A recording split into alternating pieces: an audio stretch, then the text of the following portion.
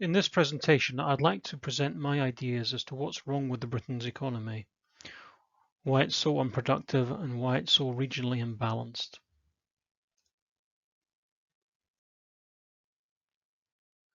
So before I start, I'd like to go through some background concepts, particularly how capital works in an economy.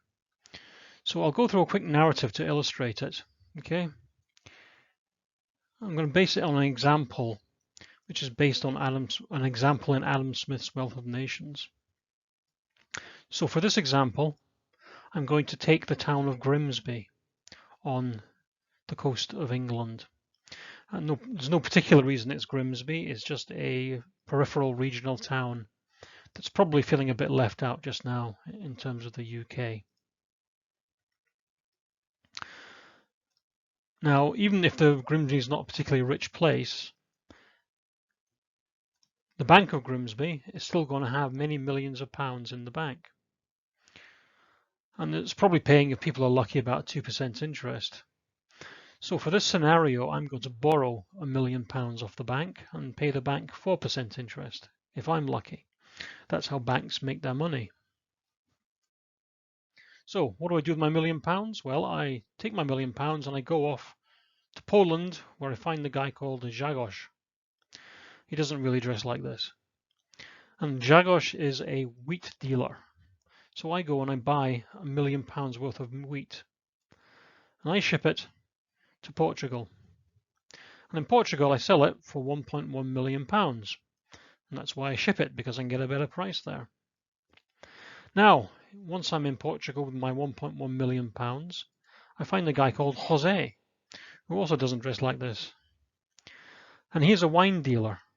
So I buy £1.1 million worth of wine off Jose and ship it back to Poland, where I sell it for £1.2 million, because the Poles are very fond of wine. Okay, it's a business deal. What's interesting about that, you ask? Okay, let's just look at the numbers now. So I've got my £1.2 million, and let's assume that I spent £100,000 on shipping and lawyers and truck drivers and various travel expenses. Then I give £1 million back to the bank, obviously, I owe it to them. And I also pay the bank £40,000 in interest, of which £20,000 the bank pays to Grimbarians as their interest, and the bank keeps £20,000. I keep the remaining £60,000. Okay, so far so good. Why is this important? Well, let's go back to Poland and talk to Grzegorz. We ask him, what profit did you make? And he says, well, I made 10%, which is £100,000. Okay, that's fair enough, 10% profit. But out of £1 million, that's only 10% of it. So what happened to the remaining £900,000? Well, that went to the farmers who actually grew the wheat. Do the same thing with Jose. We say he also makes 10% profit. He's made £110,000. So his winemakers actually made £990,000 out of it.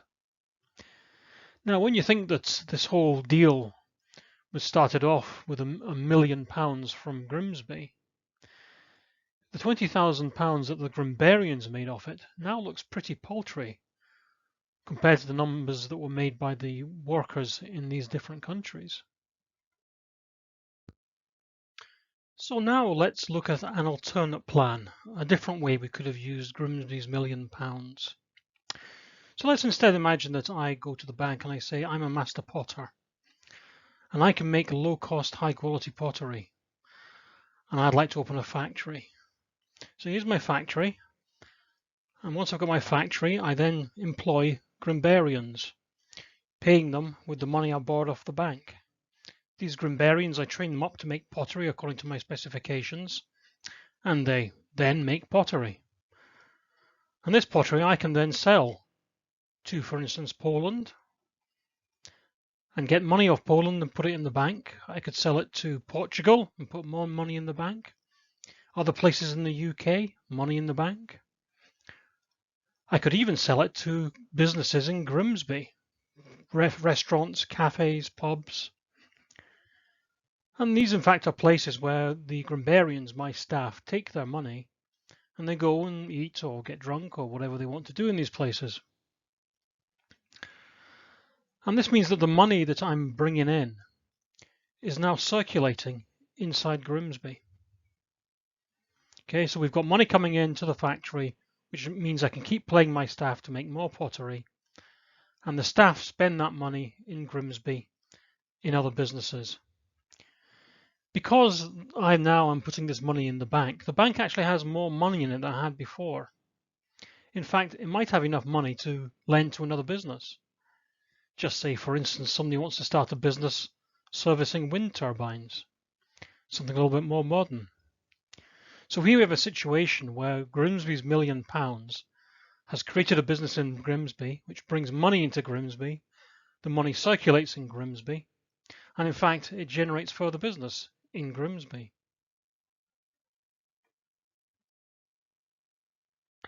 So the overall point I'm trying to make here is, one, that capital investment creates jobs, increases wages, and lowers prices. Two, a capital investment in a region is worth far more to that region than a distant investment that pays interest. So now back to the reality of what happens in Britain, bearing this in mind, these points. Well, we go back to Grimsby and the Bank of Grimsby, except there isn't really a Bank of Grimsby. Britain really has 4 banks in practice, and they're all headquartered in London, and this is just a branch. So when somebody in Grimsby puts their money in the bank, in the headquarters in London, through the miracle of modern electronics, probably within a few hours, a guy in the office there can see the money's turned up. And that money is now available to him.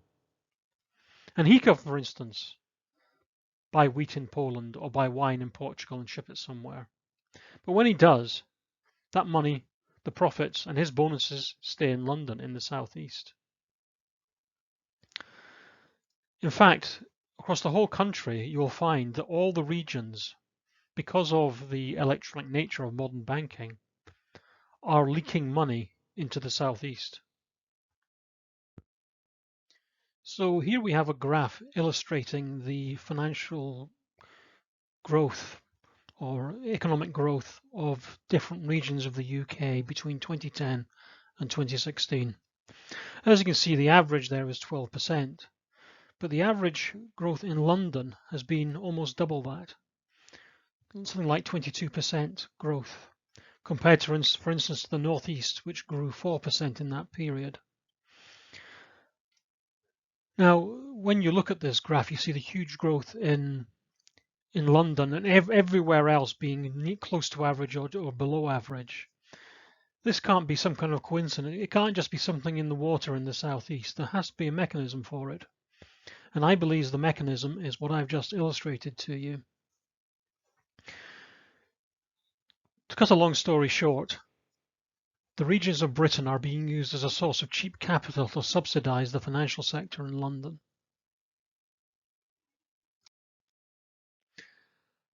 But it gets worse. That was bad enough, but consider the possibility that the investments the city makes aren't themselves all that productive. For instance, suppose they invested in a company that just bought houses and rented them out. Didn't do anything, didn't add swimming pools or dormer windows, just owned the houses. They sat there and they waited for the house prices to go up, and then they sold them. That business has now made money by doing nothing, producing nothing. Likewise, if you set up a venture capital investment in some mediocre business, but you ran the business through a tax haven and didn't pay tax, well, it would be more profitable than typical businesses, have very low risk, but produce very little, give no productivity growth. And there are all sorts of things that can happen like this. Short selling operations, financial instruments, and complex derivative products. They all absorb capital. and they all, for their existence, depend on the government. The government restricts house building, the government enables tax havens. So the government is providing low-risk, high-return investments of low productivity value. That means that when I want to open my factory in Grimsby, I have to compete with all these other investments. The bank manager looks at me and says, well, what if you're a bad business manager? What if the market crashes? Why should I put my money here when there's just free money going by knowing tax law? And the results of this, of course, are what we would expect. This is a graph showing the productivity of different countries per hour worked. See, the UK here is the black line at the bottom. Our competitors, USA, France, Germany, are all above us, all fairly similar. But Britain stands out as being low.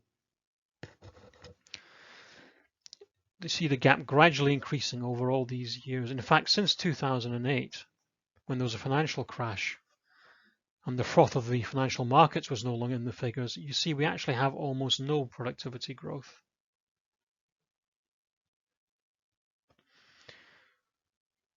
Now, they call this the productivity puzzle. So far as I'm concerned, the only puzzle is why it's called a puzzle, because it's pretty obvious to me what's happening.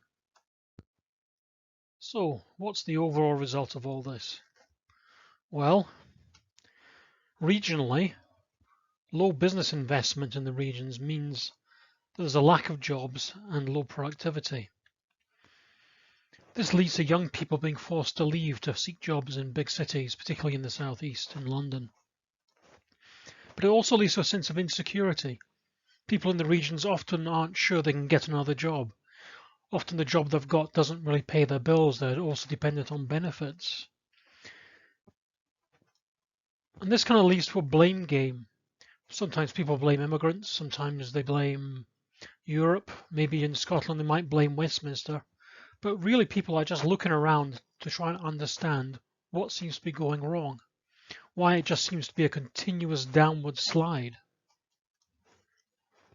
Even in the southeast, where so many people are trying to cram in because it's overcapitalized, accommodation is now so expensive that they actually have less disposable income than people in the regions.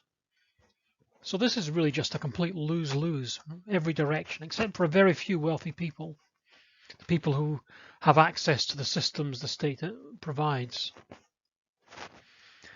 Everybody's just losing out.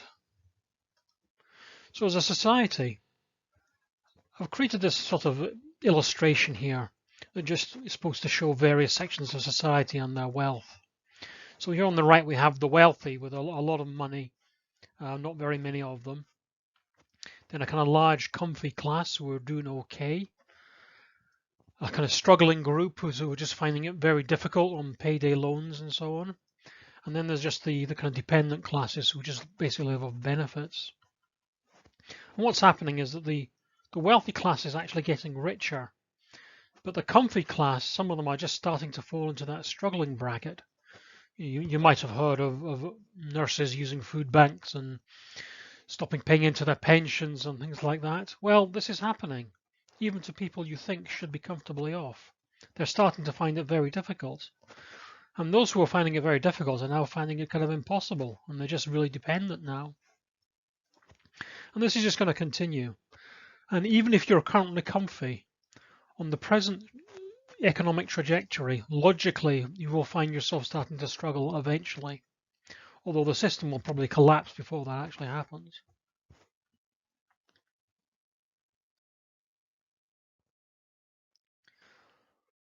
Probably some people are thinking, well, come on, it can't be this stupid, surely. How could we possibly have got here? Somebody must know what they're doing.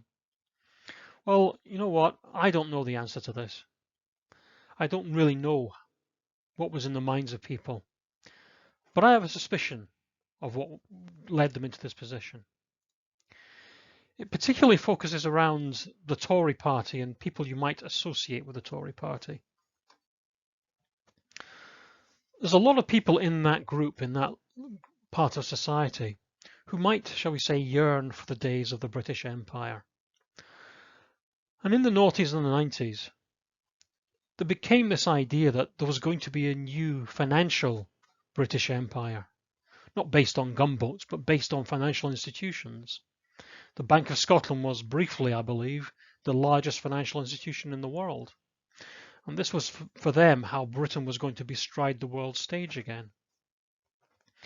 So anything that seemed to help the financial sector was just kind of nodded through. And the concerns of people in Liverpool or Saltcoats or Penzance, well, they weren't really considered because the important thing was a new British Empire. But this isn't entirely the Tories' fault. The Labour Party, I think, was in power for a long time, and they just saw it as a cash cow. They didn't really give any thought to what was really happening or what it was doing to the economy. They just thought, well, it'll give us money to do the things we want, and didn't really question it. Now, you have to wonder, why is it in Parliament people couldn't see this happening? I don't really know, but my suspicion is that a lot of them just aren't very bright. Or at least they just don't have the right kind of education to understand, to analyse the processes in the economy. They're all great at talking ideology, but thinking things through isn't that strong a suit for them. Okay, so that's the problem and why I think we're in this problem. Question is now, what can we do about it? Well, I've got two solutions that would address the immediate problems, not so much the complex regulatory ones, but the ones about capital leakage. First one is a lightweight one, second one's a heavyweight one. Lightweight one should be fairly easy and cheap to do. All we have to do is divide the country into regions. Not necessarily these regions, maybe more regions, smaller regions, whatever. But in these regions, we make all the banks publish data by region, particularly how much they take in deposits and what proportion of that is lent to non-financial businesses in that region. It's then up to consumers to choose the bank that supports their own region. This at least gives consumers an option. The second solution is the heavyweight one, which will be probably a lot more involved and complicated. But as people know, the UK government more or less owns the Royal Bank of Scotland. So what we do is we go back to our regions, but we break up the Royal Bank of Scotland into regional banks, a bit like Germany's Landesbanks. And these banks would have a remit only to take deposits and lend in their own region. So that money that was put in that bank would stay in the region. Again, this relies on consumers choosing to move their money to the bank that supports their own region. But at least they'll have a clear choice, a clear, straightforward choice of how to do that. One additional idea, actually, as a side issue, is we could make the local councils non-voting shareholders in those banks. So they would have dividends distributed to them as part of their financing. And this will put the banks and the councils on the same page in terms of economic growth, which may be helpful. So to illustrate this, let's just take a look at one of these regions. So we'll just choose the northeast here, not for any particular reason, it's just a handy example. So we assume the northeast has a couple of banks in it, probably 4 to be honest, from most people's point of view. And those banks have customers who have money in the bank, like so. And then what we do in the lightweight scenario is we simply make the banks publish data. What percentage of their deposits in that region have been reinvested in that region? And if you see here, if there was a significant difference between these figures for the banks, then some customers might be tempted to move over and take their money with them to the bank that is investing in their own region, creating jobs and potentially employment for their children, etc., creating growth.